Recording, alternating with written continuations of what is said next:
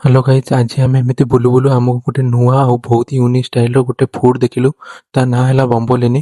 ଏଇଟା ଗୋଟେ Italian ଷ୍ଟାଇଲର pastry ଥିଲା। ଭାଇ ଆମର ଏବେ ଏଠି ବମ୍ବୋଲିନି ରେଡି କରୁଛନ୍ତି, ଦେଖିପାରୁଥିବେ।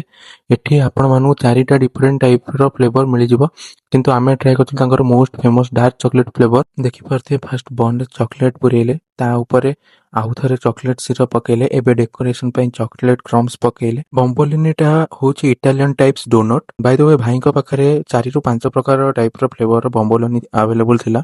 ଏବେ ଆମର ବମ୍ବୋଲିନି ସର୍ଭିଂ ପାଇଁ ରେଡି ହେଇଯାଇଛି। ଏବେ ଆମ ହାତକୁ ପଳେଇ ଆସିଥିଲା ବମ୍ବୋଲିନି। ଆକ୍ଚୁଆଲି ବମ୍ବୋଲିନି ବହୁତ ହି ସୁନ୍ଦର ଦେଖାଯାଉଥିଲା, ବହୁତ ହି ୟୁନିକ୍ ଟାଇପ୍ର ଆର ଟେଷ୍ଟ ଥିଲା। ଦେଖିପାରୁଥିବେ କେତେ ସୁନ୍ଦର ଆଉ ବଢ଼ିଆ ଦେଖାଯାଉଛି। ଏବେ ଆମେ ଟ୍ରାଏ କରିଥିଲୁ, ବହୁତ ହି ଟେଷ୍ଟି, ବହୁତ ହି ବଢ଼ିଆ ଲାଗିଲା। ଯେହେତୁ ଏଇଟା ଫାଷ୍ଟ ଟାଇମ୍ ଥିଲା, ତ ଗୋଟେ ୟୁନିକ୍ ଟାଇପ୍ର ଟେଷ୍ଟ ଥିଲା। ଆପଣମାନେ ବି ଆସନ୍ତୁ, ଟ୍ରାଏ କରନ୍ତୁ, ଏନ୍ଜୟ କରନ୍ତୁ।